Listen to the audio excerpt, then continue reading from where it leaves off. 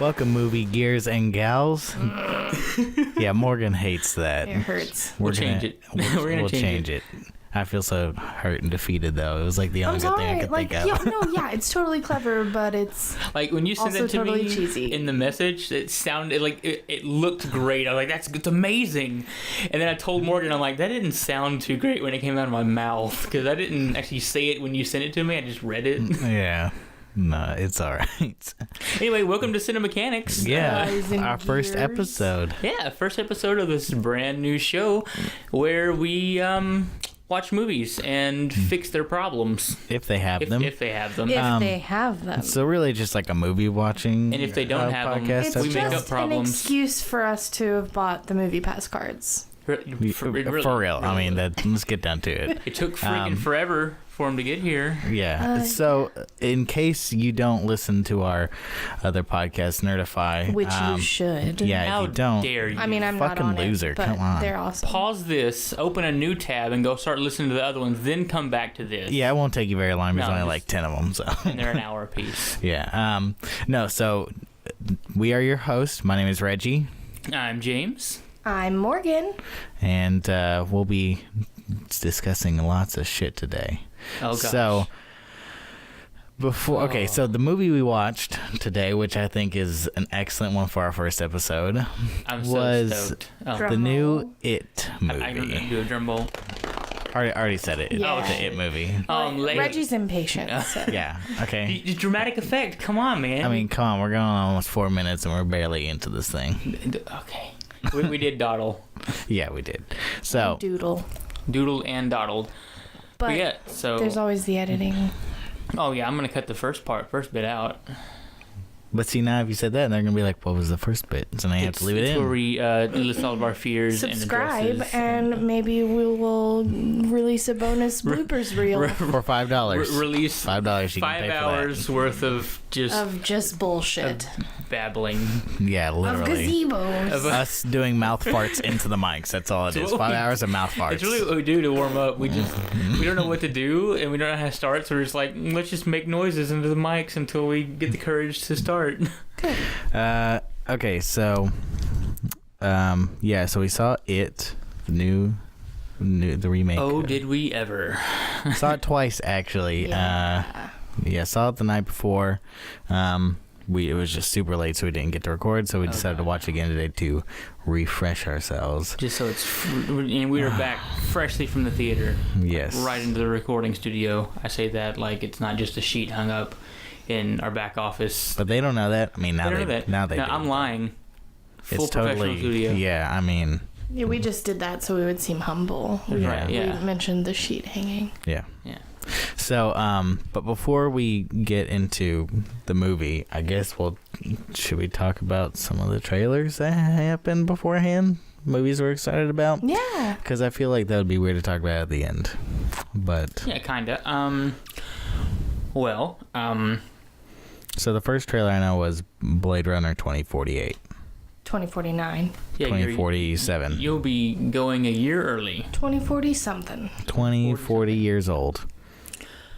I need to see the first one still, because I have not done that. But yes, Blade Runner 2049 looked amazing. Yeah, the first one is really good. What I hear? Yeah, you should watch it. I will. We should watch it. We should. Yeah. Does it have problems? I don't really know. Maybe. I mean, I don't even know what it's about. Like, I know nothing about this movie. it's good. It's a good sci-fi film. It's a classic. I know it's a classic. I know that I'm a bad person for not having watched it already. I'm right there with you. All I know is that Harrison Ford is so there are replicants, which are like Clones. robots. I think they're robots, right? Robots. Don't look at me like I know. I'm pretty sure they're robots from what I remember. They're robots that are very lifelike, and so they're supposed to have like set of code and everything, but they some of them go rogue or whatever, and they can kill people or do things they're not supposed to. So Harrison Ford is supposed to be a guy who tracks down rogue replicants and kills them. So that's all I can really tell you. I don't want to really go into much more. Yeah. Plus, Don't it's been ruin a it. long time since I've seen it.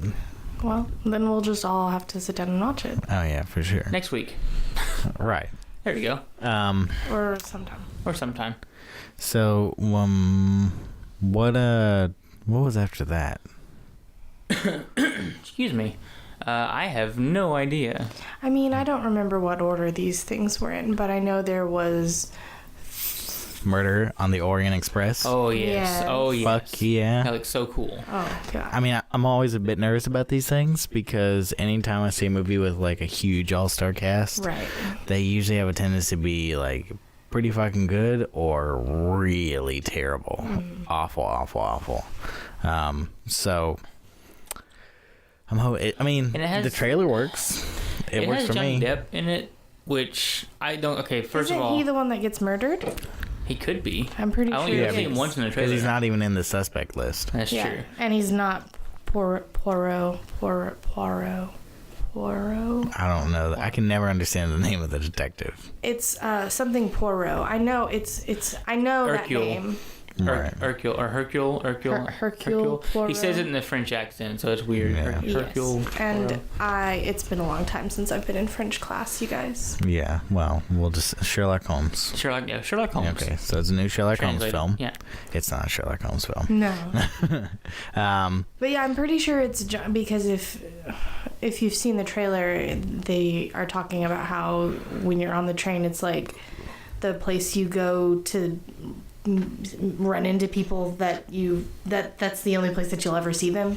right. And yeah. then like you hear the brakes screech, and all of a sudden cuts to Murder. the suspect list, and they're Right. talking about murder. So Yeah. No, looks pretty sure. looks like it'll be fun. oh yeah, A fun romp on the train. Mm-hmm. No. And then I'm excited for Ready Player One Oh yes. because I've read the book. I need We to have read the book. I haven't read it yet though. Yeah, it's Cool. you should read it. It's But the trailer was super fantastic. fun. Super fun trailer. We watched it twice because of the Right. movie, and I found new cameos from different pop culture references like the second time Oh, too. yeah. I didn't even notice Duke Nukem the first time. The first time, all I saw was the Iron Giant. Right. Yeah, because it's such a big shot. Yeah. Yeah. No, I'm sure there's like tons and tons of references. Like, you have to watch it more. I mean, in the first book time, itself, there's a million references. Well, the first time I was so focused on, I saw Freddy Krueger, like immediately. That's somebody I saw the second time. And the second time, I knew it was coming up, so I focused somewhere else, and I happened to focus on Duke Nukem. I'm like, oh, that's Duke Nukem. That's cool, I guess. Yeah, there will be a lot of stuff It's like that. I mean, like the main character drives around a DeLorean. Cool. You know, it's all sorts of little stuff like that. So, I'm excited for it. Sorry. No, I was just kidding. I'm excited for it. I hope it's not bad. Oh yeah. It could be very, very bad. But hopefully it's good. It looks good. Yeah. Ooh, something I think we mentioned on the Nerdify podcast that I was the guest on Right. was Happy Death Day. Oh, yes. Yes, So of course. that trailer Every time I hear Bum, that trailer. bum. Bum bum. Yeah, I mean, every Bum, time bum. it's just. Yeah. I get hyped for it. I mean, I know it's not gonna be like a stellar Oh, film. no, it's gonna. If It's it is, gonna be cheesy as yeah. fuck. It's gonna I be mean- mediocre at best. yeah. I mean, if it ends up being really, really good, I'll just be that much more excited. But I think it'll be fun as fuck. Yeah. Yeah. So definitely, yeah. I'm looking forward to that one. The Flatliners. I don't actually know what the hell that's about. So Yeah, that to be was honest. It's confusing. that's the second trailer. I saw the very first trailer, which like explains it a whole lot better. Like this one was really stupid. Like it's more. It feels more like an elongated teaser trailer, if anything. So what it is that from what I remember from the first trailer, is that there's these like I think they're grad students maybe or just scientists, and they're exploring what the moments after death are like or something. So they purposefully like will kill one of themselves and then bring them back to life. But then as they keep doing that, they get abilities. I don't know if it's like, I don't think it's supernatural, but just like they get like heightened perception or like really quick like thinking, and I don't know, it's weird like that. And then but as they keep doing it over and over again, and so then eventually they die, I'm assuming. well, I think something ends up like starting to like basically chase them down, like death or something itself. It doesn't go into a ton of detail, so I don't know. That could be interesting. Yeah, the first. I mean, you should watch the first trailer. It does it a whole lot better. This second one didn't make for people who have already seen the first trailer. Yeah, clearly, which is really stupid. And then, was there? I guess I'm trying to think if there's anything else of note in the. That one rings a bell. No, I mean nothing that I was. Thor. Oh my gosh. Oh yeah, because that was really out of place. That makes me smile but every time yeah, I see it. No, I'm excited for that. It's the only Thor movie I've been excited for. Really? I've never even seen the other two because I've just not been. Watched I the first didn't care one. about them. The first one was funny. Yeah, It was a cool movie. I mean, I know they're like the worst of all the Marvel films, but this one looks like it's fun because it's like a buddy cop type feel, you know. So, Edward's Thor and the Hulk. yeah, it'll be a lot of fun. And I can't think of anything else. No. Oh, there was Jigsaw. Well, so I want to see that for this podcast because I know it's probably going to be terrible. Yeah. I mean, it'll be fun because of all the only traps, song but I'm not I've looking ever seen fun was for like, that. I think I saw two, but I know I for sure saw one, and that's it. That's Like, it. The Saw movies are the type of horror that I do not like. They make me queasy because of it. It's torture. Okay, I'll hold your hand. And thank you. That's all I ask. I'm gonna need it because. I just like the elaborate traps. I think they're fun. Yeah, They those freak are me out. Interesting, and it's fun to think about. Oh well, it's a dark kind of fun to think about Yeah. what you would do in that situation. I would die. Yeah, because it's more than likely. So we I would just probably all die. would. It's Yeah, fun. it's because I think that's different from something like a Hostel, which Hostel is very straight up, just like torture porn type stuff, where it just Right. Which Hostel's like See, one actually, of my I- top. I watched Hostel. Right. I love Hostel. I was super like. I wasn't looking forward to watching it, but I watched it for Morgan because she wanted me to. Because it's one of her favorites, and I got through it okay. I was expecting a lot worse. Just that eye part was just. Yeah, you told me That's about that the before. worst part. Yeah, because for me. I told you I didn't want to watch it because it was too gory, and you're like, well, okay, it's gonna be fine. There's just this one eye part I'm gonna warn you about, and you warned me, and yeah, that wasn't as bad as I thought it was gonna be. But it was still. It was still It's pretty so gross as pretty gross. fuck. Blech.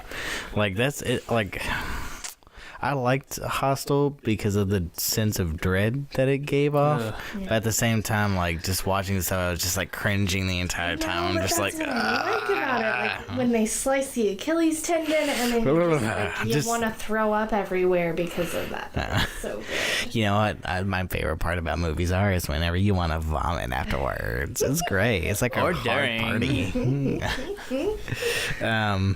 But yeah, so Jigsaw, like I've only seen the first three because I was just like, it's a trilogy, it ends, and then they were just like, let's make more money, and just made like Yeah. 3 more, Right. 4 more. I don't know how many. Like I think there's, like, there are 6. 10 Yeah. Fast and the Furious movies. Like, Yeah. could you guys please stop? And Yeah. Pirates of the Caribbean. Like, anyway, lots only of need to movies be do 3. that. Can we please stop milking all Yeah. of them? And what sucks is like franchises like that don't stop until either somebody steps down. Like if Johnny Depp steps down from Pirates, then it's over. Would he please Yeah, for real. But let he's us out gonna. of our misery? He don't care. He's just like, it's easy to do now at this point. Oh, sure. And because they can just dial it in and just. I'm sure that's the reason he Make does money. a lot of this like small time work now, like the risky jobs he's doing. Right. Is because he's got that Pirates of the Caribbean money and he doesn't have to. Well, I mean, I've Like heard, Rango? like Rango, yes. No, but I've actually heard he's having some money problems. He's spending way too much in his his Well, account. and he had so, all like, that stuff with his wife. Well, yeah, that's now true. ex-wife. Ex-wife, I think. yeah. I don't know. I don't really follow pop culture, but Or just celebrities. yes, not Celebrity pop- culture. I don't know why I said pop culture. You all in that pop culture. Celebrity culture, celebrity, like I don't give a fuck. yeah. Yeah, right. Until Y'all- we're you're- celebrities. You're then- all assholes. I'm just saying. So I think I think that's all the trailers. If there were any others, then clearly it was a movie that we just didn't care about. It didn't jump out enough at us to really care. Really but I mean, that was like, what, 6 movies that we discussed? I mean, that's a lot of... I mean, the trailer portions of films like are getting... half an hour. Yeah, like, it used to be, you have like 5 minutes after the actual start time before the movie starts. But now it's just like, the movie starts at like 9:40. All right, I'll meet you at 10:15. You know, it's ridiculous. But if you do that, you won't have any good seats. That's true. It's very true. That's how they make you watch the trailers. Okay, so let's get into it. So let me first say, it's fucking amazing. I mean, yes. I'm so happy with it. I have minimal complaints. Yeah, it's hard not to like try to, because the first time we watched it, I came out of it like not being like 100% like just like I was at like a 75%. Well, you also had other things on your mind. That's true. I was on a date. We were there too. Brown chicken, brown cow. Yeah. So is that weird? We were your date. They were my chaperones. We were making sure, he was on his best behavior. Date, you guys. Yeah, Just it was a double his date. First date doesn't mean that we can't do a double date. Yeah. So, okay. But I was also in my head comparing it throughout the film to Tim Curry's version, which I know I shouldn't do. Like, I was trying not to very hard because they're two totally different monsters, literally. But the second time watching it, like, I was able to distance myself from it, and now I was just basically comparing against my first watching, and probably should say viewing. Watching sounds stupid. First viewing, and for me, it's like, I think now it's gonna be like my favorite horror film. So far, I can. I love the balance of humor and terror. Right. Oh yeah, It's so. It is literally a roller coaster ride of emotions. Cause I mean, it's a constant fucking just punch in the face. It's constantly hitting on all cylinders, just but hitting you one after another. But it's not even like from scene to scene. It's like also in Pennywise himself. He cracks me up. He is hilarious, but he's also so scary. Oh yeah, he is terrifying. So whenever we had the first viewing, we were like, we can't talk to each other about it. It's not allowed until we hit record. Right. And so the one comment I've been wanting to tell you about after like letting it sit for about 24 hours until the second viewing is that. So I'll just be sitting there, either doing something, sitting on my phone, watching TV or whatever, and then I'll just think about some of the Pennywise scenes, and then I just get chills. Like right now, I have chills running down my spine just thinking about some of that stuff, because Bill Skarsgård's performance is absolutely terrifying. I mean, he does such a good job at making you feel very uneasy just watching him. I think that is a big part of this movie. It's not so much scary. There are some scary parts in there that terrified me in some parts, but the majority of his scenes are just super unsettling. They aren't terrifying. They're unsettling. It just makes you so uncomfortable. Yeah. And I love it. And so one thing is like, a lot of the stuff that Pennywise does, Bill does practically. Like, they don't like CGI a lot of his stuff. Like the whole eye moving thing, that's totally Bill, except for the parts, of course, where they like roll from the back of his head. If he does that shit, if he can do that, that's fucking amazing. That's why they hired him. A lot of headaches when he was doing this. Probably, yeah. So he has that, and then like I heard for the refrigerator. Oh, by the way, I guess before we really get into this, spoiler alert? Yeah, lots of spoilers. I mean, I feel like if you're listening to this podcast, I mean, we're not going to be able to talk about a film and fix it without there being spoilers. So I guess for for all the future episodes, we should just at the beginning be like, "Hey, welcome," and fucking spoilers. Welcome to the spoiler podcast. That'll just be our intro. Spoiler alert. Right. Yeah. So.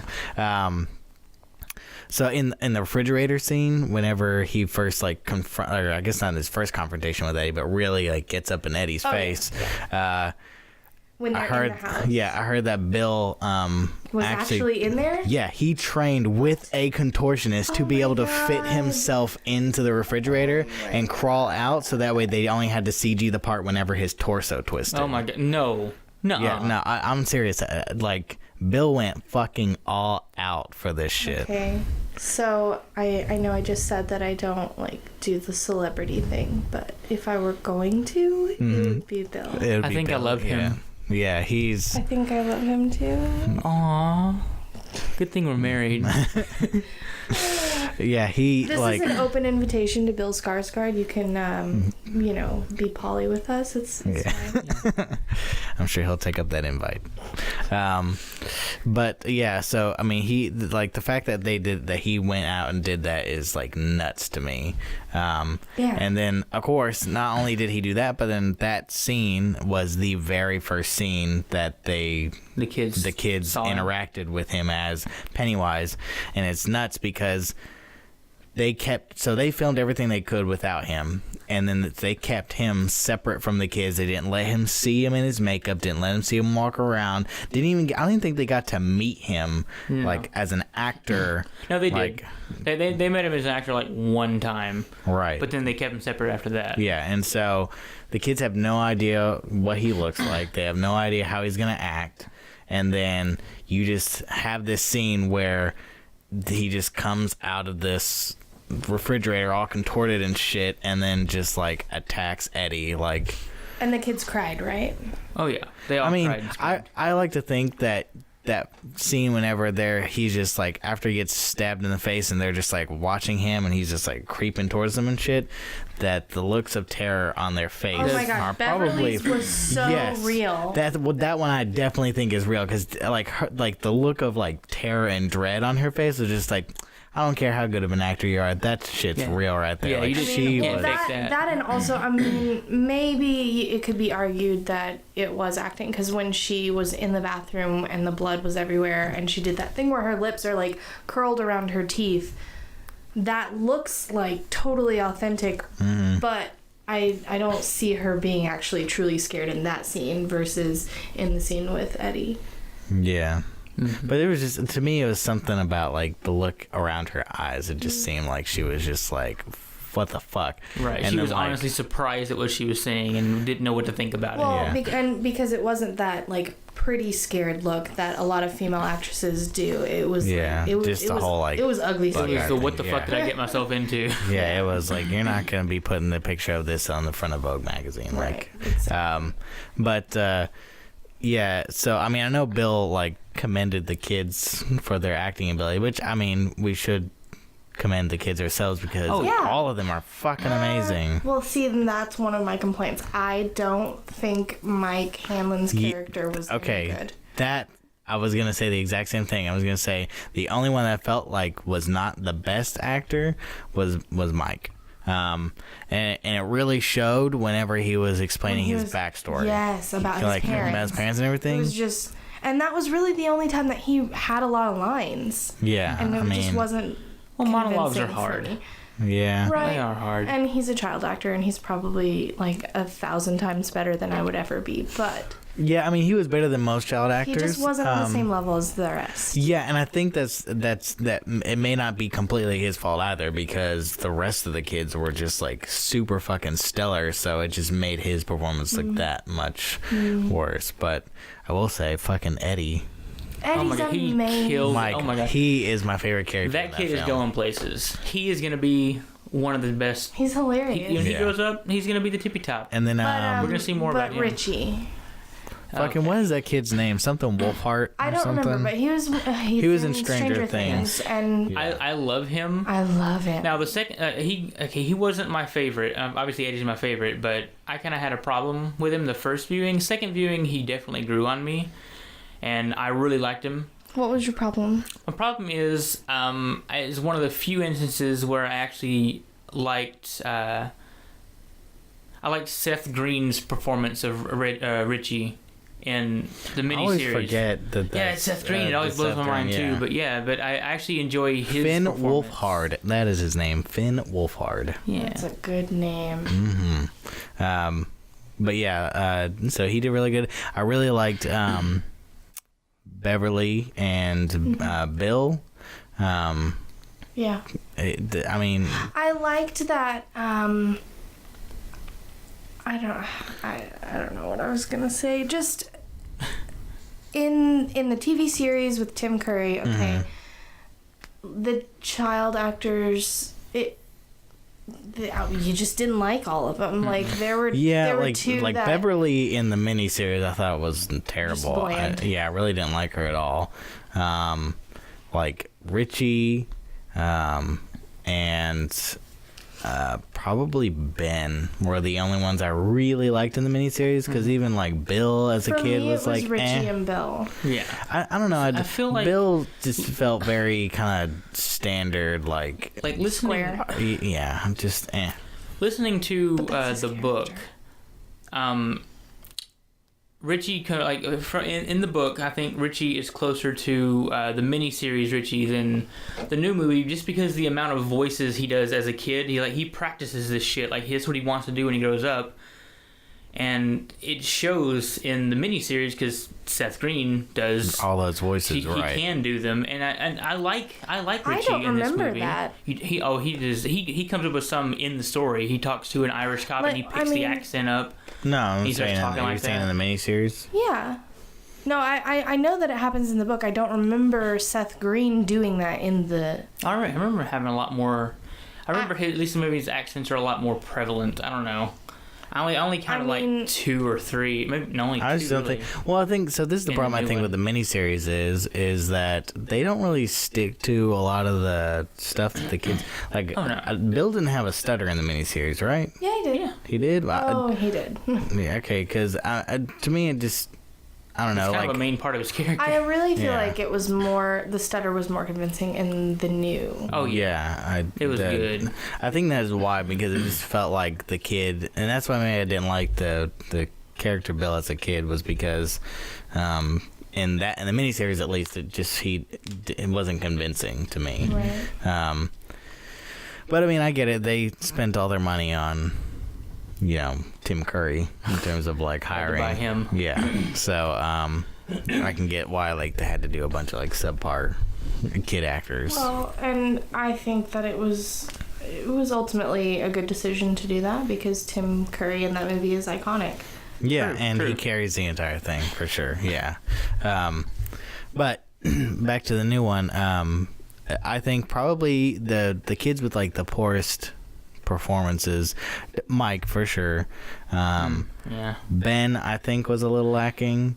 He had his moments. He was so adorable. Yeah. And I think his dynamic with Beverly was cute. It was cute, and it was actually there. It was not present in the old... No, it wasn't. No, I don't even think they really like hinted at much of a romance in the miniseries at all. Like just the poem. That was it. That was it. There was a lot of stuff that, like watching the miniseries and then going to read the book, like a lot of connections between characters that weren't there in the miniseries at all. Like I didn't know that Ben liked Beverly from the miniseries until I read the book or listened to the audiobook. I was just like, what, they like each other? Or rather, Ben is, And I guess one thing like that because they're changing things from the book and even the miniseries. In the book, Mike Hanlon is the one who stays in town and keeps track of everything and remembers everything while everyone else leaves.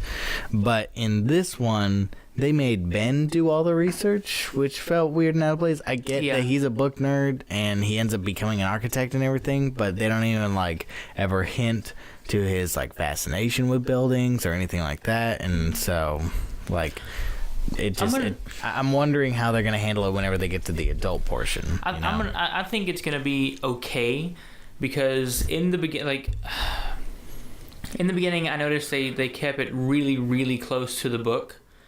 Like everything, like even like the mom down when Georgie goes downstairs to get the wax. The mom's actually playing the piano like she was in the book. In the miniseries, I don't even remember her in the house, to be honest. I don't even think it ever focused on the parents too much. But I was actually waiting for the Georgie Pennywise scene to see how they're going to handle Pennywise ripping his arm off. and instead he bit through it. Which at first I was a little upset because that's really the first deviation that I really saw from the book. And I was like, okay. But I feel like it plays a lot better visually to have him gnaw the arm off than to rip it off. So I feel like they're making... And even the parts they changed from the book, I feel like they did really well. So I'm just going to keep trusting him. Yeah, I was kind of wondering what they were going to do there because, like you said, he like basically bites his arm off, and then Georgie starts crawling away, and I'm just like, he's supposed to be like almost instantly dead. At least in the book, he like almost just dies. Yeah, because in the book, it actually says that he's there for 45 seconds, laying with his arm off and dying before the first person gets to him. Right. And he's dead when they get there. Didn't know how that happened, because you can't bleed to death in 45 seconds unless you're missing a big chunk of your body. Right, yeah. So, but yeah, I was wondering how they're going to handle that, but then he got dragged down into the sewers by Pennywise, which, I mean, made for a lot more creepier scene. So,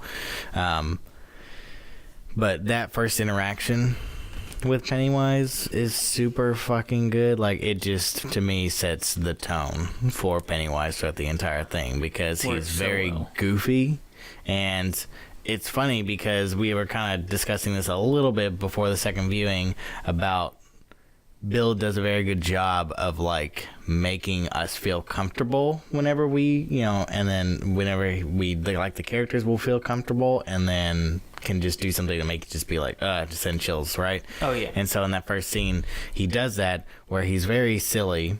And I find myself smiling along with the scene. And then anytime he's on screen and smiles, I instantly just get a smile on my face because it makes me happy to see that. Right, and then that point whenever he just gets real serious and like you see his eyes start like moving in different directions and shit. You saying that just gave me a chill because I'm thinking about the scene, and when that happens, you see that, and he like drops his smile, and you're just like, oh god. And then of course like Georgie is like gets instantly freaked out, like he's just like I gotta go. I need to be away from you. Yeah, and I love that because I'm pretty sure that's how anybody else would react. I mean, if they just were talking to someone and they were just like, oh well, so silly, and all of a sudden they just like stopped, dropped their smile, and their eyes slightly moved in separate directions, you just be like, I gotta get the fuck out of here. I don't know what's going on. So yeah, I like that they wrote it in that way. But yeah, I mean, I really liked his voice. I was afraid of how he was going to handle that, but I liked that Bill constantly went up and down in his register all the time. Oh yeah, because it really helps sell like the inhumane part of this character, like the monstrous part. Yeah, that's one reason I actually like this Pennywise more than the miniseries, or even how he's described in the book. Because to me, I mean, Pennywise himself is an ancient being that came here and started feasting on the souls of children. And he's a shapeshifter. So it just makes sense to me that, okay, he thinks I need to get children close to me so I can eat them. So what do children like? Oh, clowns are fun. So he just transforms into something he thinks is a clown. He doesn't get it quite right, so it's still like super creepy. Right, like his initial idea of what clowns are is based off like 1700, 1800 style clothing, which is why he wears what he wears. So he doesn't get it quite right, so it's still just unsettling to see it. Yeah. Yeah. And then I like the way they did the makeup. It worked really well, and in comparing him to like Tim Curry in terms of the voice, so like Tim Curry didn't really do anything with the voice. He just was pretty much had a gruff, low, just kind of slightly menacing tone. Whereas Bill was essentially taking it as like, I'm gonna act like a monster that doesn't really understand how humans work. I just know that whenever they're scared, they're more tasty, and so I need to make them super comfortable so then I can then scare the ever-loving shit out of them and then have a nice tasty meal. And so yeah, he like constantly goes back and forth, and it's a lot of fun.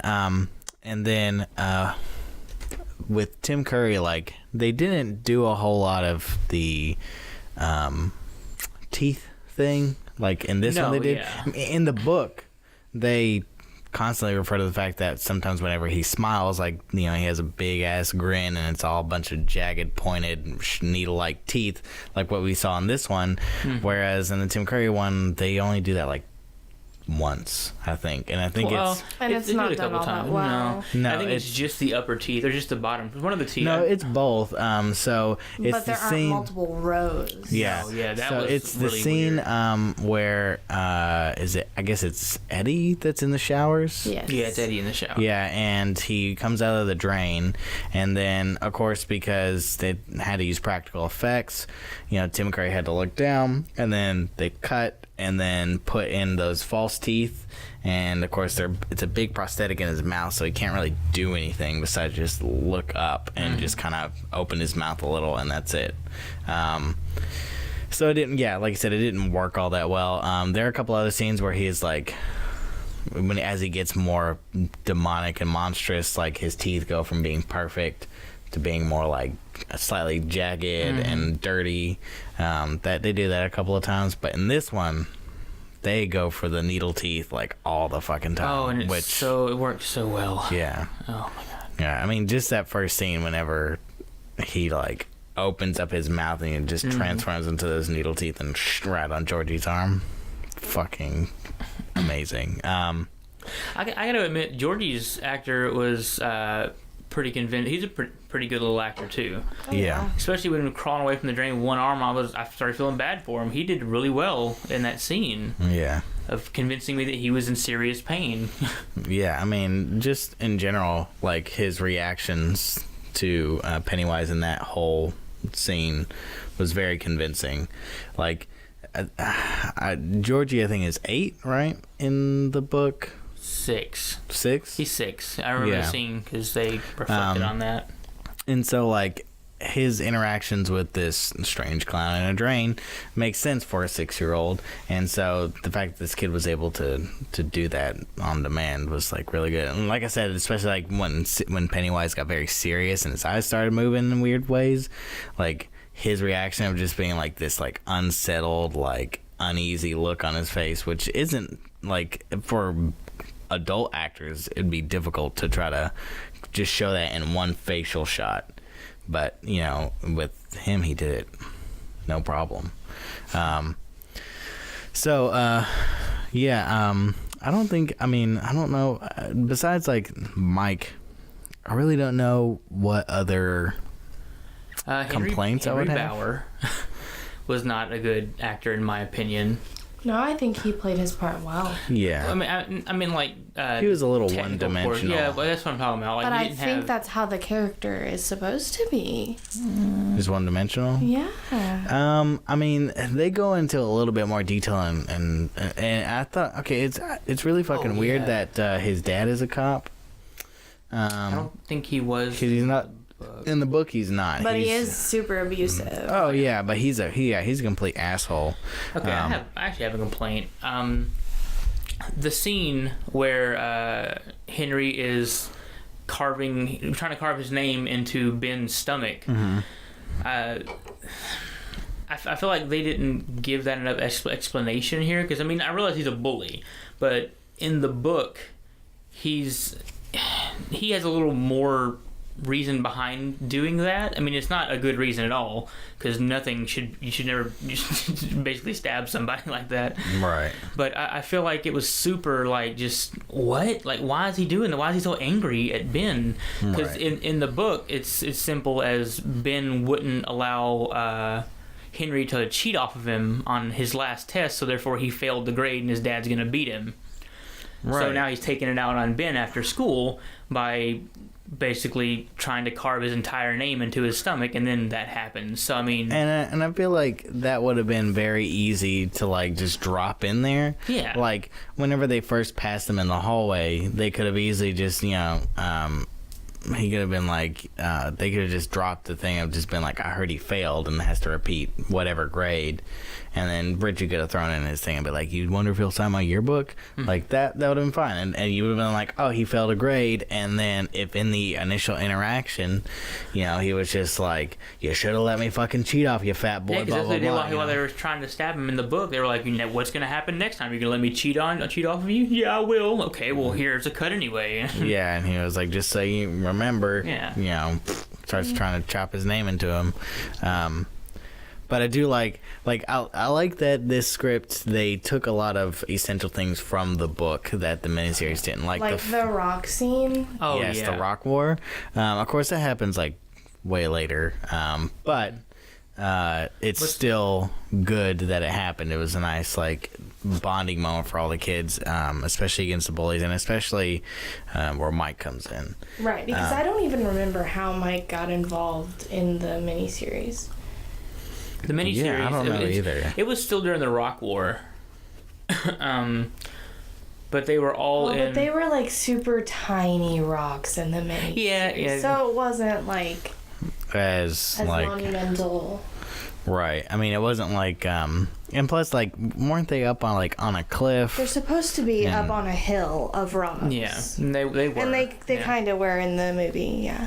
Well, in the miniseries, yeah. What were we talking about? A movie or miniseries? Yeah, they were in the miniseries. They were in a quarry. Yeah, they're in the quarry. And that like they are in the book, but in this new movie, they were just at a creek bed. So but they were still slightly on the hill. Yeah, and on top of that, it was just like actual fucking big ass rocks. Yeah, that would actually do something. That was convincing. Yeah. It was great. And so before we saw the movie, I was talking to Morgan about how listening to the book, just compared to the miniseries, how insanely graphic the book is, right. and how insanely tame the miniseries was. Oh yeah. So I was telling Morgan that seeing as how this is not made for network television. And it's 2017. Yeah, it's got an R rating. And it's getting an R rating. I'm kind of hoping that they include a lot more of this extreme violence is in the book. And while they did, I was actually kind of expecting them to elaborate more on the gay bashing scene in the beginning. But I think that has a little bit more to do with the timeline, because it was in the adult timeline. Yeah, I was gonna say that's right. The gay getting killed was definitely in the future timeline. That's when Mike Penny starts like paying attention to stuff, right? That's right. Okay. That's the kind of things I'm talking about, though. They did include a lot more of the gore and the dark stuff. Well, like Beverly's father. Right. Which I think in the book he actually does a lot more, which I don't know, they probably wouldn't want to show on this either. Well, I don't know. I don't think in the book they insinuate that he sexually abuses her, but I mean he definitely like beats her and stuff in the book. I'm pretty sure I recall reading about him raping her.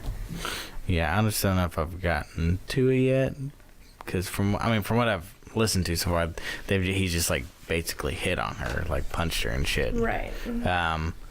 But no, I will say I do like the way they handle the adults in this movie. Like they just made them all just gross and sinister, and it was just kind of like showing the effects of what it does to the town. Oh yeah. You know. But in terms of including things like, I like that with the because in the book, which James, I don't think you've gotten there yet, but there are 2 separate bathroom scenes with Beverly. And so there's the first where she hears voices in the drain, and then that's where I'm at right blood now. Explodes out of the sink, right? And then, but she doesn't mention anything about blood. She just, as soon as her father comes in and is just acting normal, she's like... She thinks it's a spider. She said it was a spider. Yeah, she says it's a spider. And then later on, there's another scene where she just decides she's going to take a tape measure and shove it down the drain, and she in this one she just shoves it like 24 feet down, which is insane for a pipe to go straight down. Right, I was thinking that too when she did that. But in the miniseries, or in the book, she like hits a pipe after like 3 feet, and then like has it curve and keeps pushing it, and then goes further and further. She has to like wiggle it and gets it really fucking far, like 30 feet or something. Or I think no. So in this one, she keeps going, and then all of a sudden, like the tape just starts running out really quick, as if something grabbed a hold of it and is running with it, and then it just stops, and then it reels all back up, and whenever it starts reeling back, like the first like 5-6 feet were fine, but then after that, all of the tape is just covered in like really thick clotted blood and everything, and freaks her out. But I do like that in this one they basically combined those two scenes, right, and then like kind of made it their own as well. And it was really terrifying to think like if it hadn't killed her, or hadn't like if she hadn't gotten away, if it had killed her, like how gruesome of a death that would be, because it's just this thing taking her and basically going to try to force her through that drain. So it would have like crushed her skull and just squeezed as much as it could through, and her father would have basically found her like half stuck in the pipe and squeezed through, and blood it would have been so gross. Would have been expensive to make that scene. Yeah, it would have been very expensive. That sink in the movie was huge. It was big, wasn't it? It was big sink. But I mean, if you're gonna have blood explode out of something, make it big, right? That's right. Go big or go home. Yeah. And I think in the book as well, after that happens, she does try to, because I know in the miniseries, like she tries to clean it up and then turns away, and then it's a big deal about her like being crazy cleaning it and just obsessively trying to get rid of it, all of it. But in the movie, it was just a good pal time. Yeah. Well, I it's been a while since I've read the book, but I remember the boys do come and help her, because she Oh. tries to clean it herself the first time, and then blood gets everywhere again, and then they come and help her the second time. Do they get caught in the book? By her dad or something? Yeah, like does her dad see the boys in the house? I don't think so. For some reason I thought that they did. No, I mean, I know, I don't remember if in the book, at least from what I've heard so far, like, there's not really an insinuation of her being, like, a school slut or anything. I mean, there might be at the very beginning, but... Yeah, I don't remember that bathroom scene where the girls dumped the trash all over her in the book. No, that's definitely, like, from just the script. That seems like it came more from, like, Carrie. Yeah. What's his name? Fukunaga or whatever? Oh, no, yeah, I'm sorry. The first script was written by Cary Fukunaga, who directed the first season of True Detective. He was the original director set on this thing. Yeah. And then Will Poulter was going to be it. Do you know who he is? I don't know who Will Poulter is. Yeah, he's been in a few films. He was in Maze Runner. He was kind of like the kid villain. You should see Maze Runner. It's pretty good. But whenever you see him, you're just like, huh. Oh, I see. Yeah. He should have been Henry. Yeah, he should have been Henry, actually. Yeah, that would have been really good. But a lot of people are like, really? That kid? He was going to be it? He was going to be Pennywise? But apparently, like, Fukunaga, like, I mean, I don't know if his name was Fukunawa, but anyway, he wasn't going to go with him, but someone suggested him, and he was just, like, blown away with his tryout. Like, he was just, like... Audition? Yeah. Audition. Tryout. Whatever, it's all the same. Tryout, watching, whatever. Yeah, preliminaries, it's all the same. So yeah, like, he was just apparently just completely just blown away by it, and so he was just like, you're fucking my dude right there. And then but then of course he left because the studio didn't like the way that he was doing everything. I think he was like trying to change the story like to his own, like, altogether. Yeah, I mean, he was literally just adapting the story. He was gonna change a lot of stuff. It would have been a flop. Yeah, probably would not. It would have been a flop for me. They were gonna do prosthetics and stuff for its face, originally they were going to do prosthetics in the miniseries, which I also found out that the miniseries was originally planned to be 8 hours long and be 8 episodes, eight 1-hour episodes, but then the network got like a little too antsy about it, and they were afraid like people aren't gonna watch 8 episodes of this horror thing. Oh my god! So they made them cut it in half and just did it over 2 nights, just two 2-hour episodes. They could have done a lot better in the miniseries if it was 8 episodes. Oh yeah, if long. you did that, the whole book is like 8 episodes. You could pretty much fit almost all of it. All the really important stuff. Yeah. So, but in terms of like how people would react to the movie, like I mean, I know there are people who are gonna appreciate it for what it is, but I feel like there are probably gonna be some people who come away from it thinking like, this is too goofy, it was too silly, like Pennywise was weird and just strange, but I think he's supposed to be. Yeah. I mean, he's not.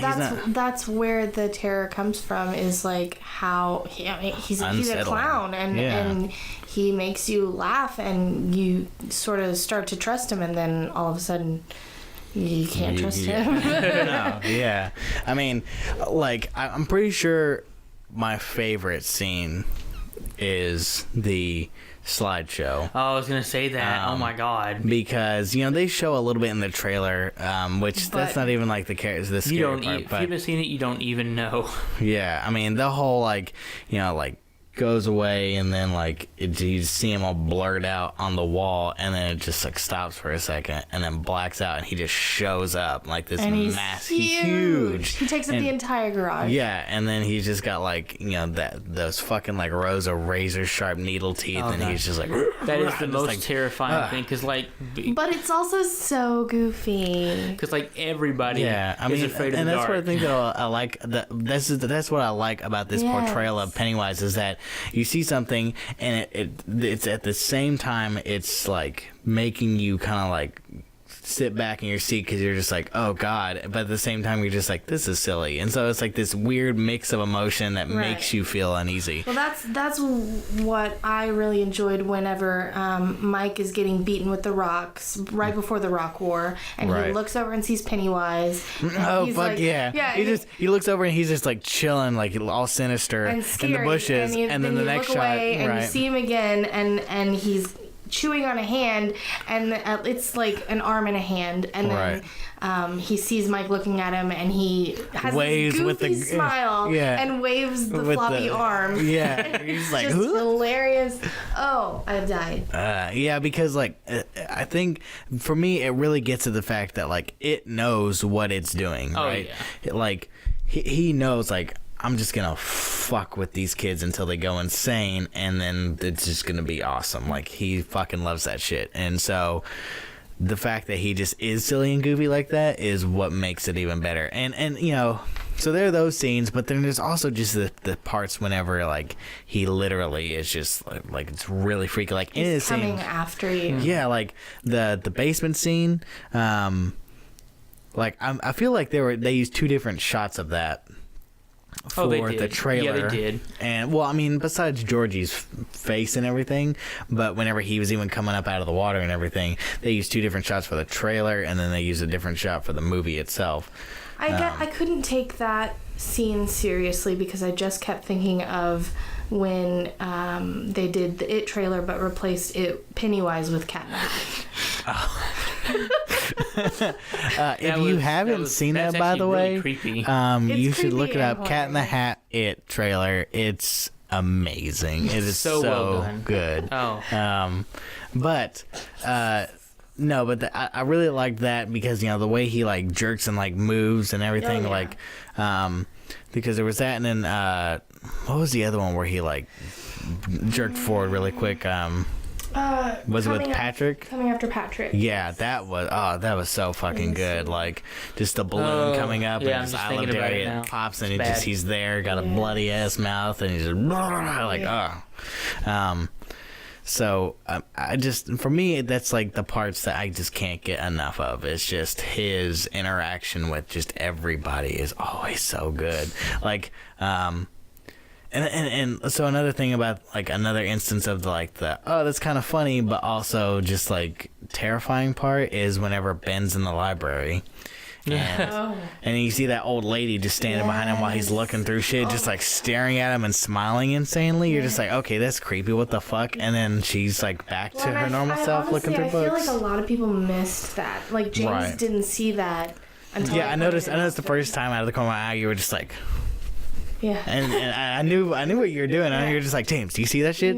Are you seeing this shit? Like, yeah, no, I saw the first time. I was just like, I was just watching Ben, and then at the corner of my eye, I see this lady just standing there, and then it's cut away, and I went back, and I was just like, what the fuck is this lady doing? Yeah, it's lady was creepy. Pennywise Yeah, and then so he goes downstairs and he starts getting chased by the headless zombie burnt thing, which was another the headless funny thing. Yeah, it's kind of goofy the way it walks. Yeah, and then all of a sudden you just hear like, hey, fat boy, and then that's kind of funny, but then you see Pennywise's face and you're just like, oh god, okay, yeah, it's funny, but it's not. Yeah, it's and I do like the way that they handled all the CG for whenever his like face transforms, because a lot of people like the miniseries made it to where it felt like Pennywise was the monster, but Pennywise isn't the monster. It's just a manifestation it projects onto the world of itself. It's a shell of the monster. And that's why usually when you see him slinking away,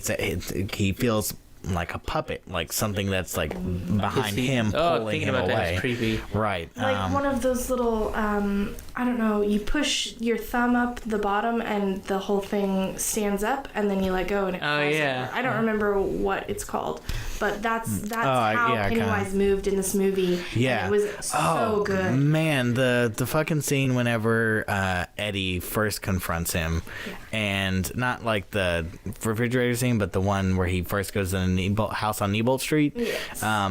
And then he just like runs away from the leper, and you turn around and he just all these balloons which are like sticking together, and just the way they move is really freaky. They don't even move. Yeah.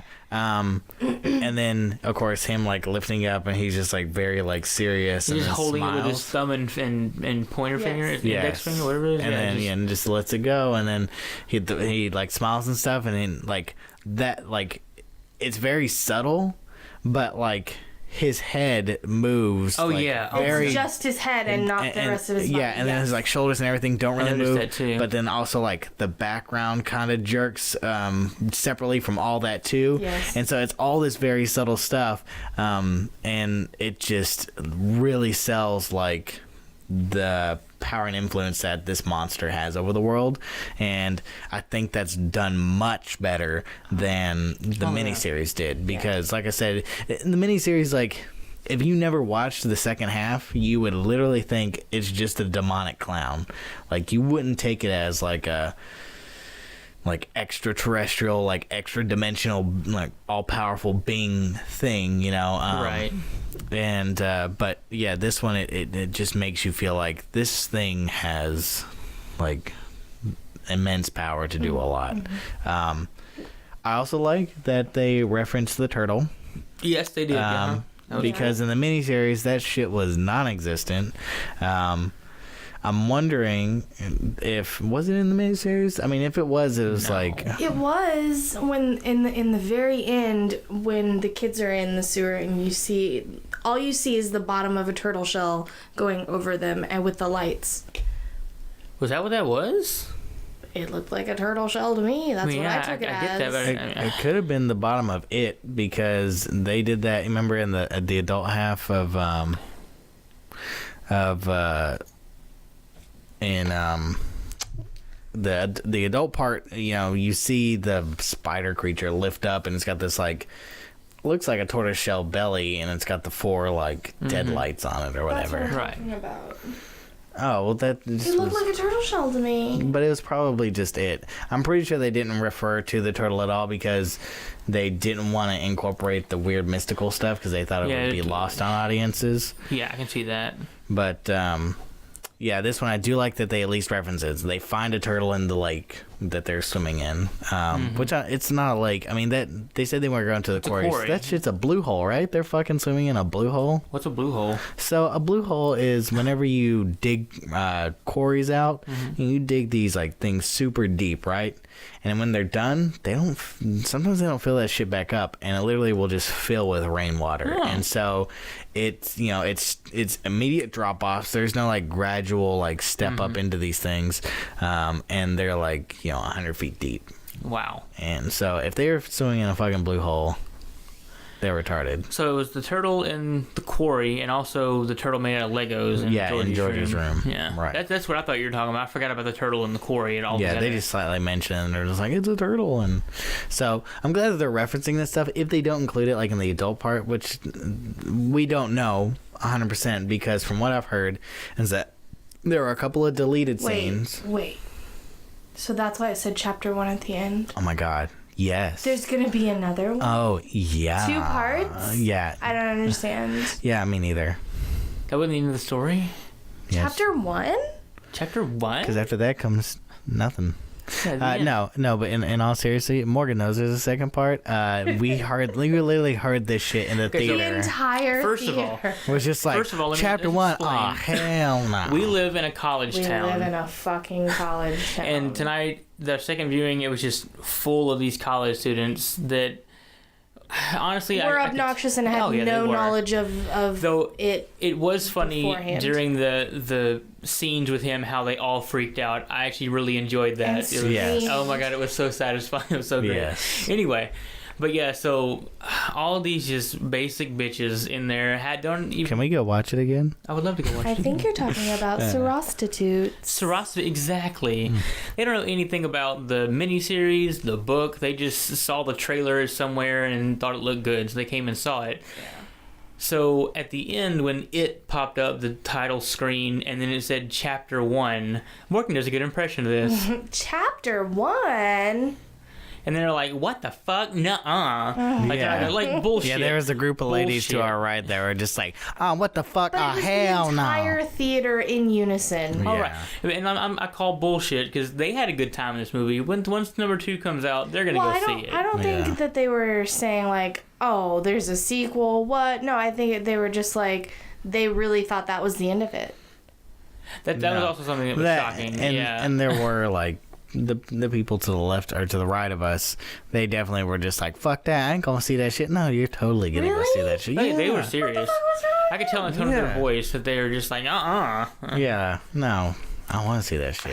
Of course, the girl to my left, every time I looked over, she was just like had her hand over her face the entire time. Oh, yeah. I'm like, so I can maybe see that she's not gonna want to see it. She wasn't into this one, I don't think. Yeah, Christina, that's my date, but Christina said like there were a lot of parts that she just like had to look away. She just couldn't watch. Really? Yeah, she said the first time she watches horror films, she has to do that. She like has to like look away and like, but she said usually the second time she's like, okay, I can watch it. I think I'm just desensitized to it because I Have interacted with it so much, right? like I love the miniseries, and even like this is going to be controversial, but I think Tim Curry scared me more. Well, it's because it was a fresh idea to you. I guess. mean, you read the book, of course, but I read the book after I had seen. oh well, see, because that he Yeah, was your I mean, first. whenever we first saw the miniseries, we were probably only like, we were babies. yeah, like 10 to 13, something like that. I don't remember when I first saw it, but I we're mean, pretty young. Most And I saw it people's- when I was alone. I was babysitting and I was alone. Oh, and well, that's your yeah. first problem. Well, first yeah. mistake. Yeah, but it is the source of a lot of children's fear of clowns. I mean, That and my mom getting a clown to chase me in a parking lot. that Oh, that's was fucked I up. mean, I wasn't aware of that, but yeah, that's not cool. Moms don't do that. We Yeah, should get a clown don't. to chase your mom somewhere. I mean, it's just like, when I was scared of Chucky for a long time because I like ended up watching that shit when I was like 5 years old, which is not a good time to watch that shit. And so, but I know if I watched it now, it'd just be like, like it's not that scary. Right. It'd look like a fucking beef horror film, which is what they are. Oh, yeah. So it's kind of, like you think about Pennywise in the miniseries and you're just like, oh, that was terrifying. But I mean, we rewatched it recently and the whole time I was just like, These are not But super see, scary. I was still scared, and I guess I just hold on to that, It's experience nostalgia. from my Yeah. childhood. But right, so just sitting through this whole movie, and James was even surprised when I told him that I wasn't gonna be scared. He thought that he was gonna. I called bullshit on that, but I was wrong. I mean, Yeah, I've gone to the bathroom by myself plenty of times in the dark at night. oh, wow. I know it's I'm impressive. proud of you. But yeah, I mean, like, I just laughed and smiled the whole She time did. in this movie. And honestly, that was okay. Yeah. Because I was smiling the whole time too. It was Yeah, just and really fun. and don't take it as like we're saying that. No, it's Yeah. still scary. Yeah, it's still a good film. Like It's an we're saying, amazing horror film. our smiling and enjoyment of it is because we've held this miniseries and this book so dear to us because they're just so fucking good. And just And seeing such a good new representation right. and a very it's- good one. Oh my God. It's so nice. Like It's kind of funny. I realized after seeing this one that I had sort of put horror movies in like a lesser class. Like I still have fun with them, but I just come to expect any horror movie that we were gonna watch To disappoint you? Well, not disappoint me, but just be mediocre. Like not scare you. Well, yeah, they don't really scare me. They're just I still have fun with them. You know what I'm saying? But they're Yeah. just like lower budget. But you can tell, you can see it. I mean, Blumhouse does good work. Yeah. With lower budgets, they do really good work. But like, it's just something I came to expect. yeah, I mean they've done all the Sinister and Insidious films. And And So- they're doing Happy Death Day. Yes, they are. Which Yes. is one upside to that. yeah, I mean, Kind of- horror films are like the easiest films to make because they are super Right. low budget and they usually make pretty good money. But that's why I like. This one is like above the rest for me because Yeah. I feel And like it's it on had track higher. to set new Oh records. yes. Oh yeah, it it's deserves going to. that. There's no way it it's deserves not. it. I mean, this is the first film in a while that I've seen twice and happily seen twice, and In a I was row. yeah, and I would totally go see it all over again. now. I mean, Right now. Let's go. yeah, right, yeah. No, there are very few films that I could literally just like watch it and then just immediately rewatch it again, like not even stop. And that's this film. I mean, another one is like the Goofy movie. I mean, there's but other than that, there's like very like the Dark Knight. You heard it here first, folks. The new It is equal, if not better, than the Goofy movie. The Goofy movie's just slightly better. Slightly better. You're yeah. wrong, No, I'm right. Reggie. Okay, I'm wrong. It's way better. Well, it doesn't have a possum scene, so yeah. Oh yeah, that's true. Okay, that's the one thing it's got. No, so it's just nice to have something this good come along because that's why whenever I have good horror films like that come along, I just like hold them. Oh, yeah. It's like I love you. Like It Follows. I fucking loved It Follows. It No, was it's so okay. good. I need to watch it again. I think it's been a long time since I've seen it. It's super good. I love it. So I held that one near and dear, and then Hush. Oh, Hush was Hush. good. Yeah, to me it wasn't like that next level, but it was still really it got good. me. But that's because I'm like crazy scared of. But before that, animation. my like top tier was The Exorcism of Emily Rose. I just loved that film. Just the title of that film makes me uncomfortable. Right, yeah. No, it's just super well acted and just the story is She really, did really her convincing. own body contortions too. Right, yeah. Oh my god. See, no. that's what I love is whenever an actor or actress like commits and will Oh, learn new Yeah, things when like that. you Just 110%. Yeah, when Right. you take a weird role like that, you really have to sell it. Like you have to go beyond in order to make it work for you, not against your career. You really, really have to go the extra mile to sell that shit. right. So, I guess just to kind of end here, not really end, but wait. I was gonna say, Wait, there's more. yeah, I was gonna ask, is there anything else that y'all would like to Yes. Okay. throw out there? First things first. when Georgie is looking... Dead. Yeah, well, yeah, he's Okay. dead. But before he's dead, when he's looking into the storm drain, and that old woman comes out of her house and sees, and then her cat... That cat was so cute.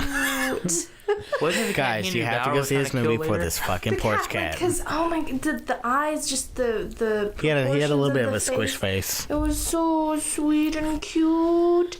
Okay, so...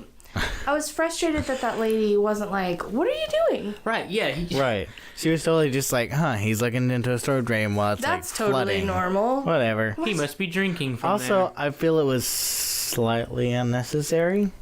Yeah, they didn't need that. Yeah. They really didn't need Because But I was about to say maybe that was the first part of them showing how the adults just don't give a fuck. That's yeah. true. That Like, plays they're into totally that. Yeah, unaffected. that definitely plays into Right. that. Okay, so then there's also... Maybe you guys talked about it and I missed it because I'm exhausted, but... when they were jumping off the cliff into the lake, and then so everybody jumps, and then it cuts to where they're in the water standing, and it's like to their waist. It's not deep at all. Yeah, it's like 3-4 feet. How are you jumping from that high and not breaking your legs? Right, yeah. There's little Like inconsistency. even if they found like a shallow spot somewhere, they didn't go and inspect that before they jump. Kids are reckless. Yeah. They could have died Also, there. I noticed another But it was the inconsistency. 80s. It was the 80s. Unless I just completely missed it. Whenever Eddie fell through the floor in the Neibolt house. He didn't. His arm wasn't it was broken. not- at it was first. not I broken. only noticed that on the second view. Yeah, only on the second one. Yeah, because I was looking for it. Also, another thing that was really weird, which I felt like didn't work. Yeah, I'm doing weird hand signs. Is mimicking them for comic effects. is in the first viewing, whenever the cop looks at Bowers, Henry. that's his dad, but you don't know that the No, first you time don't. because you just think it's a cop. But I mean, that's okay though, because I wouldn't want to I don't want to bully anyone anyway. But if there was a cop nearby, I especially wouldn't want to bully anyone. Right, yeah. Well, I mean, and that's fine, but it like the second viewing, seeing that scene like Is makes more more significant. sense. Okay. Yeah, it makes sense as to like you could see a little bit more in the performance. But you can Knowing it was still his go dad. back, like in your head, be like, "Oh, that's why he was so." Well, see, scared for of me, the like cop." it was so late in the film that You had scene with forgotten. I had forgotten all about what the cop even looked like. We didn't even talk about like the TV programs. Oh yeah, Oh, like my God. I totally didn't even notice the first time. That's in the book, right? It is. I think. No, well, I'm not that far actually. No, I don't think so. I don't think it ever mentions. Did you feel guys like notice that it. every time that program was on, it was saying Yeah, Stuff that's like what we're that? talking Yeah. about. Yeah. Yeah. Like I didn't notice it the first time, but the second time I did notice whenever she See, walked I into the did. apartment. It's just like if you all go down to the sewers with your friends, you'll have a good time. You know, we'll all float down here. Yeah, like I noticed that. I was like, Oh, and talking about floating. Okay, so in the miniseries and even in the book, I didn't really understand why it was you'll float. right, But then seeing the kids floating in midair, right. yeah. really, I was like, oh. Yeah, they kind of sell it in the miniseries with them being strung up with the spider web, but That's not I mean, floating. that's weak. That's not floating. yeah. Okay. I know in the book what they kind of describe whenever they finally, the adults do finally fully encounter it. They see a weird crab spider monster thing because that's all their mind can comprehend with whatever this creature is, right? And so I get that in the miniseries they were basically trying to convey that as well. But, you know, everyone considers it just a spider creature because you also had the fucking spider web everywhere, like the cobwebs and shit. Like, that's unnecessary. Like, you know. Well, and confusing. Yeah, and very so it's confusing. fine that I like that in this one, you know, the kids literally were just floating. And then, you know. That was such a good scene. Yeah. I also like to think that Pennywise pretty much knew, like, that these kids weren't going to kill him because they didn't know what they were dealing with, you know? Right. And so I think he was just fucking with them, making them think they won, right? So, wait, spoiler alert. Pennywise isn't dead. Oh, my God, no. Otherwise, how can they have a second Chapter film? 1? That's actually a What? good point because yeah, I'm assuming he's they've beaten him for now, but haven't killed him. They don't know they haven't just killed him. basically Yeah, that's made why him they go made to the pact. sleep. They were like, But he doesn't know that. just in case he's not dead. I'm thinking he was wanting them to think he was dead and hoping they would just leave. They do. Yeah. Or he does. Okay, good. That's what I was. Yeah. Yeah, but also I think to me the only reason I think that Bill was just like, we gotta make a pact is because Beverly told the story of, while I was in the deadlights, I saw us as adults here, and we were and we were still scared, and so they didn't know, like, well, do you know why? And it's like, that's all I know is that we were scared. And so Bill makes the assumption that maybe it's not dead, you know. But the reason why I say I think that it like was making them think that they were winning was because whenever he shoots it in the head with the empty gun, Right.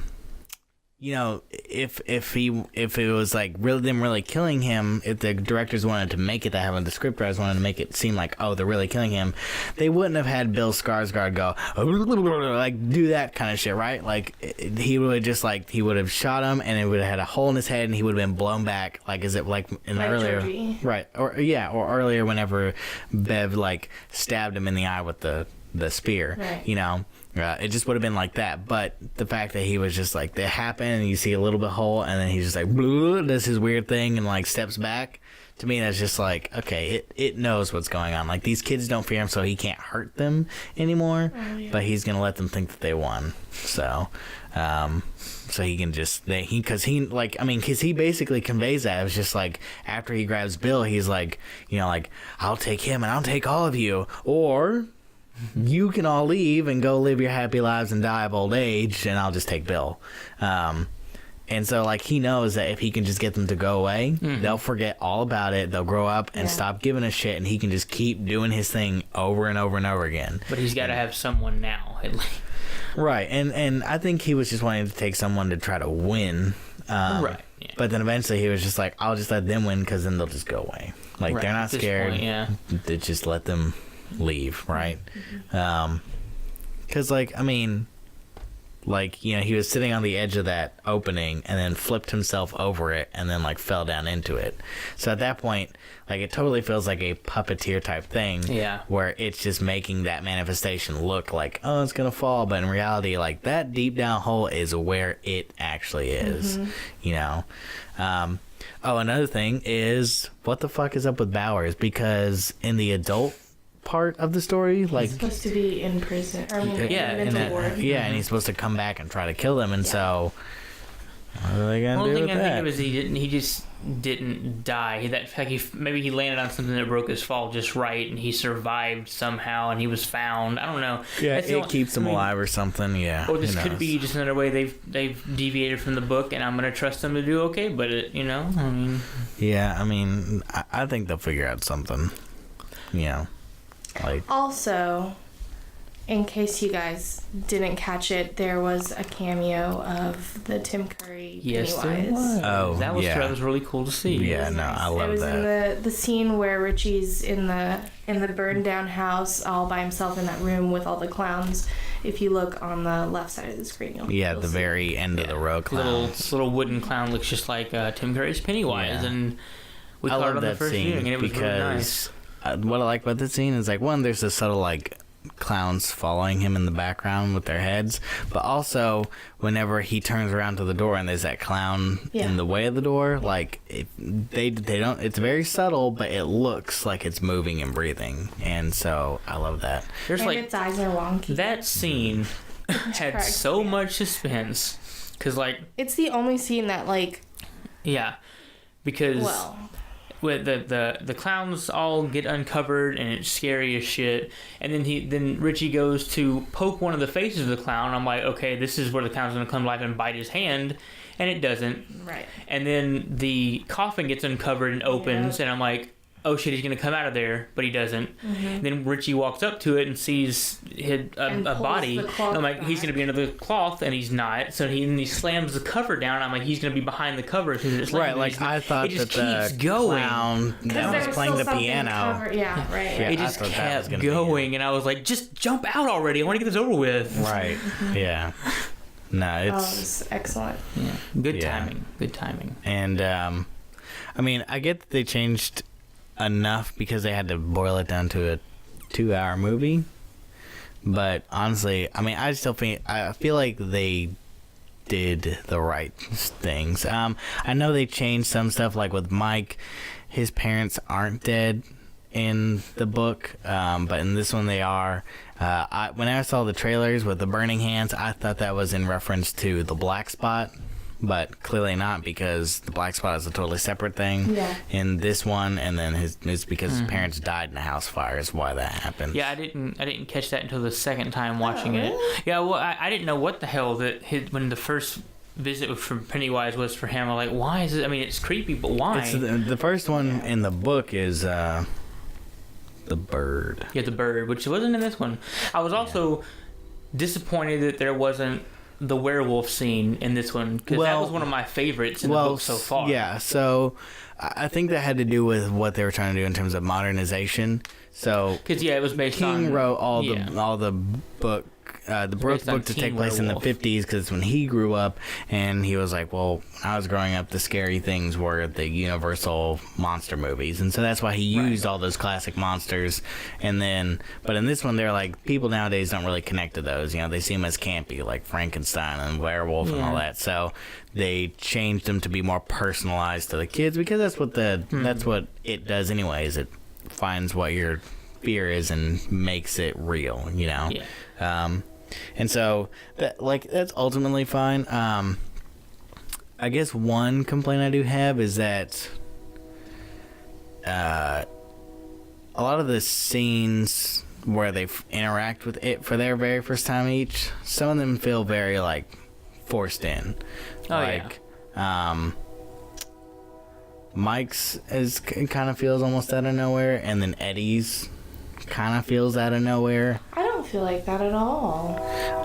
To me, it just felt like very just like, oh, and then there's their interaction, because Eddie's was just happened very quickly, and so did Mike's. Well, I think Eddie's in the book was kind of, I mean, it was a pretty weak representation for me, and also in the movie it was lacking even more.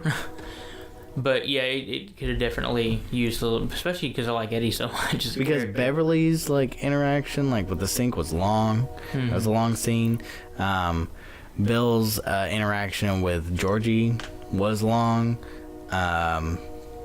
Stan's was also very quick. I felt like it was just like, oh, and here's a scene of Stan doing his Torah thing, and then scared. Was that in the book? The picture thing? I don't. No, a lot of these are just kind of made just for this movie.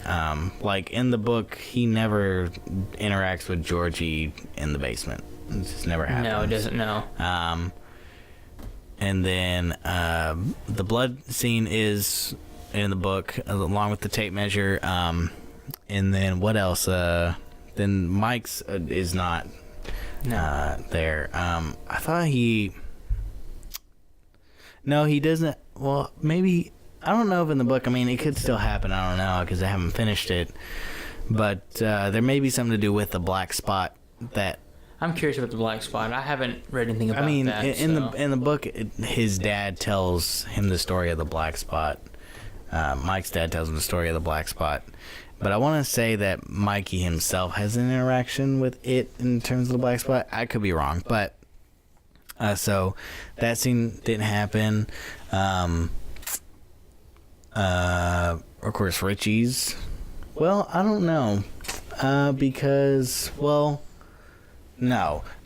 Nebolt Street house, they only visit it twice. Right. Whenever Eddie's there and meets the leper, and then then Richie and Bill go back and that's when they're the werewolf. Yeah. Right. So the Nebolt house is a much bigger deal in the movie than in the book, from what I can gather right now from where I'm at. Yeah, and that's what I said. Like, they changed enough to where it feels like its own deal, but also like they kept enough for people who are fans of the book to be like satisfied. Right, you know? And it worked. I mean, yeah, it was really good. So, excuse me, it's late. I'm really curious to just see how they deal with the adults. Yeah. They even talked about possibly bringing back some of the child actors who played the kids in the miniseries That would be neat. and have them come play some of the adults. Oh, well, if they're better actors. Yeah, I don't know any of them or if they're even good, but I think it'd be interesting. You know, at least maybe one or two of them or something. Right, yeah. You know, but it's funny. They did ask all the kids, and there's like, if you could have anybody play your adult character, who would it be? Huh?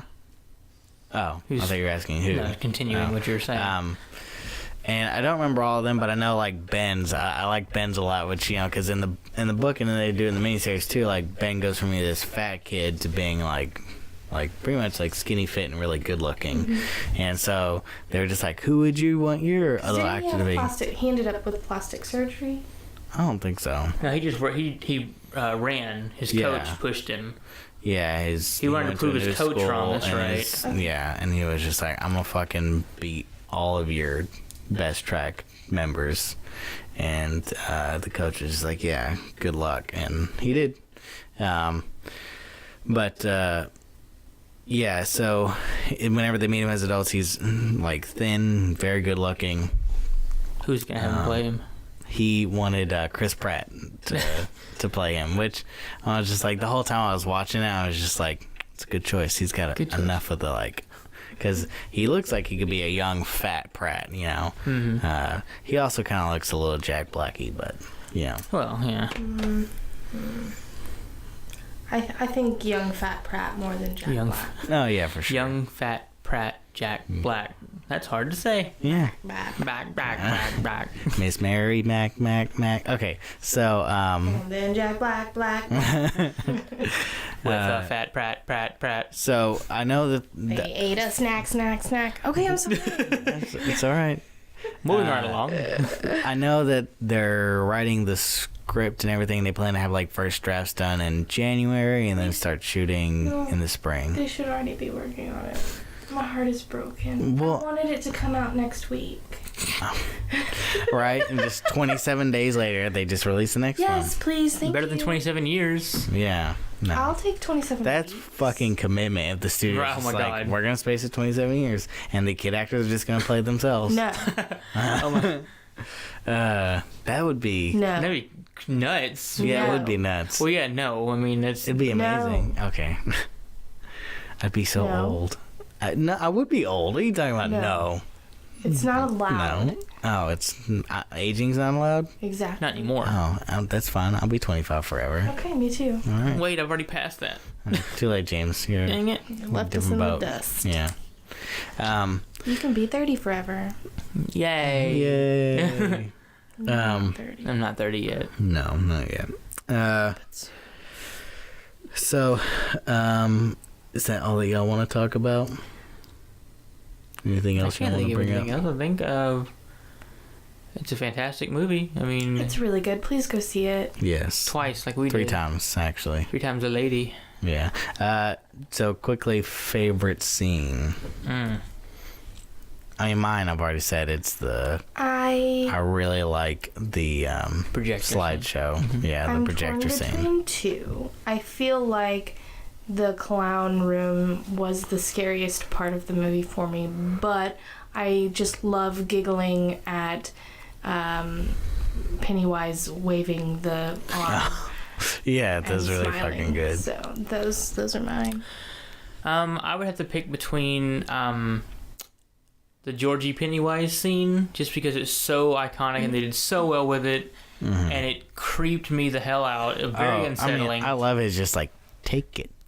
Like, oh my god, the stretching out the tick on the end of it. Yeah. Oh my god, that was so and good. then the next one's like a little bit deeper and growlier and take it. And you're just like, oh my god. Yeah. Between that and Seeing his eyes turn like blue to like back to the which I didn't orange. notice until our Yeah. second viewing, and that creeped me out even more because I could tell he was Yeah, going into this- primal mode. Right. Yeah, That's what it's supposed to signify. I think. And then the second viewing, I also noticed that, you know, he had the orange eyes whenever he first appeared, but I didn't notice in the first one, but the second one, I definitely noticed that as he moves out of the shadow, they just turn blue. Yep. And it does that in the book. And I just, the first time I was just like, I like it did that, and I guess I didn't notice, and then went to Georgie and then back to him, and I was like, oh, now his eyes are blue. I guess that just randomly happened. But no, it's cool because they do it and it totally transitions. And it's well, yeah, it's between that and the projector scene, the slideshow scene. Mm-hmm. Just because while watching this movie, I put myself in the place of the kids, and so like as a kid, that would play off like all my fears, being in a dark room. Being afraid of the dark, not knowing something's there, right? But you can't see it, and then when the lights come on, something's actually there and fucking terrifying. Yeah, because I love that. And then the lights go out, and you can't see it anymore. Yeah. You know it's still there though. Because in the book, they reference a lot how like they initially think all these things that they're saying are just they're illusions created by it, but a lot of times they reference that they'll see something manifested from it, and then it will just disappear, and they literally hear it pop out of existence, as as if the air is rushing into where it was, so they're just like, this shit's fucking real. And so that's what I like about the projector scene, is that he just shows up and you see him like settle down and everything move on him. God, and I'm just like, of course, the fucking look on his face is just like this massive grin with these needle I was looking up something on YouTube, and they had just that scene, and the still for the video before you click on it was thumbnail. Just that part. Was him like I love and hate that scene so much. I have a quick question. Quick answer. Ready is a long answer. Eddie's mom, Munchausen by proxy? It's gotta be. Yeah, so I don't think in the book they ever go into detail as to why his mother is that way. I think it has to do with because his dad is dead, right? So I'm sure it's something to do with his dad's death that makes her think that way. Like, but yeah, I've lost my husband, and now my son is the only thing I have left. I gotta protect him. She is a gross lady who doesn't seem to care about her health much. Or I mean, like, I feel like it's a facade, her caring about her son's health. Oh yeah, because when she calls him over to give her a kiss before he leaves with his friends, it's very like, yeah, you better do this, and she doesn't even look at him or like doesn't even care, or give him a kiss back. She just wants him to play it out. Yeah, I mean, they definitely changed her from like an actually over-worrying mother to like very manipulative. I feel like that's another way it's different from like the book. Controlling. Because in the movie, she knows that the medicine that she's giving her son are just placebos. Right. In the book, she doesn't. She thinks the medicine is actually medicine. It's the pharmacist who's giving... placebos or gazebos? Gazebos. Okay, definitely that's gazebos. But in the book, it's the pharmacist who is convinced that Eddie's fine and is giving him placebos, in spite of his mom, Eddie's mom. So I feel like it's different from the movie and the book. I can see that. Ooh, yeah. Here, I'm gonna show you guys the. Right there, you see it? Oh yeah. Oh yeah, because it goes by so quickly, you can't see. Yeah, and it's just terrifying. Oh my god, it's so great. Yeah, that's why I love it, because you just see it and it's very quick, and you're just like, oh god, what the fuck? Yeah. You don't have time to process the full imagery. You just get a quick glimpse, and your imagination fills in the rest. So good. Oh, and I do want to say, I love the way that they handled the dead lights. This movie, because I hated in the miniseries it was just some shit on his stomach. It just made no sense. I also like light flying through the tube. Right. And then I like that at the very beginning, after Georgie dies, like it starts off as like a pinpoint of light that's supposed to represent the dead lights, and it spirals and then just becomes the opening of the to the Barrens. Is that what it was supposed to be? Yeah. I thought it was just a... No, it was alluding to that. So, nice. But yeah, I do like the way they handled that. And I forgot my other point about that was going to be, but maybe the light bulbs in the basement. No, that was cool. I did like that. No, it had something to do with their portrayal of the dead light specifically. I just know in the miniseries I hated that it was. Oh, because it was a reference to his eyes. Because I thought about that as well. They never did anything with that. I don't think in the miniseries, because in the book they say a lot that whenever they see him, he won't have any eyes. He just has silver eyes, right? Mm-hmm. I remember that. Yeah. And so I like that. In this one, a few times they have his eyes roll back, or in one case, his just the whites of his eyes, and then his eyes roll forward. So showing that, like, he doesn't need them. Like, that's why they move in weird directions. They don't make sense because he's not using them. He's not using them. They're not real in a sense. And so, because, like, whenever his face transforms to show Beverly the deadlights, like, his eyes is pretty much just, like, shrink and go into nothing, and, like, his whole face just opens up. Yeah, I love how they used the makeup. Like, the makeup started to make, like, it was cool makeup and all. But, like, in that scene, it kind of made sense because the red paint going up from his eyes, like, it was a crease, basically. They opened up. It was like his entire face was a mouth. Because it was you have to, if you've seen it, you know what I'm talking about. Yeah. It's crazy. It's, so, yeah, we all had our favorite scenes, right? Mm-hmm. So, okay. Yeah, I mean, all in all, this movie, I mean, us finding problems with it is very nitpicky. Are we gonna give it a rating, or do we rate movies? I mean, do we? I mean, this is all brand new. I give it. How many gears out of 10? Oh, gears! I was gonna give it 4 deadlights out of 5. We can discuss our rating system. Yeah, but I like that. I like movie specific kind of rating, so like 4 deadlights out of 5.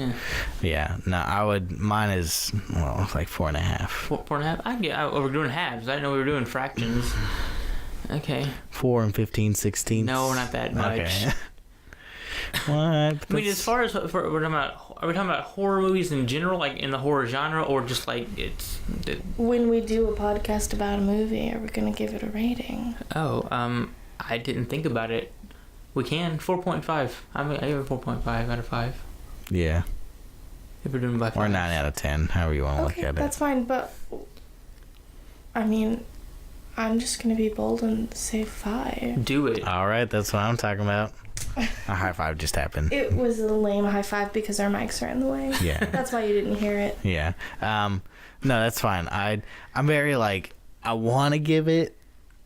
5 out of 5. Like, I just don't see myself finding enough wrong with it to be like, I wouldn't watch it all the time. Because this is, for me, I would totally watch this. But once also, a year. like, I can't think of a movie that I've seen that I think was done better. Right. Anyway. All right, 5 out of 5. You got me. 5 deadlights out of 5. Okay, what's our average here? Basically 5 out of 5? It's perfect. Okay. Go see it. It's really fucking good. I honestly, tomorrow we'll be texting random people and just being like, have you seen it? No? Can I go with you? And also, Bill Skarsgård, because I know you're listening to this, just hit us up. Yeah. Yeah, we totally love to interview you on both podcasts. If somehow he hears this and we get an email from him, I will shit my pants. I will shit your pants. Yeah, James will shit my pants. Whoa. Okay? Oh, you'll shit Bill's pants? Yes. Yeah. Okay. That's a bonus, Bill. Get on that shit. All right. For free. I won't charge you. Normally she charges. It's an insane price, actually. Hey, actually, on another podcast, they were talking about this woman who would poop and then mail it to people, and they would like pay her for it. Anyway, sorry. That's a different thing for a different time. Yeah, okay. Well, thank you guys for joining us on this first foray into our new podcast. We plan to do it once a week, released on the weekends. Hopefully. It's a loose schedule, but once a week in general. James and I have a young child. So it all depends on babysitters. But even if we can't go out to see something, we can watch something. We can always watch something here at the house, which is fine. There are a lot of movies that have been made that have things wrong with them, and we can tell them all about it. And we're gonna watch Blade Runner. So we're gonna watch Blade Runner. All right. All sorts of stuff. Thank you guys for listening. Yeah. Sorry we talk so much. Oh no, it's okay. I mean, it's a long podcast, but hey, that's in my head. At first, I was just like, if it goes long, it goes long because it's fucking it. So Yeah. And this is number 1. We can cut back later. Or not. Or not. Or Just depends on how good the movie is or how bad it is. But yeah. Or how much people like to listen to us bullshit. Yeah, I mean, all that gazebo. good stuff. Yeah. Again, Eddie, fucking best character. All right, guys, we will see you later. Thanks. Bye. See ya.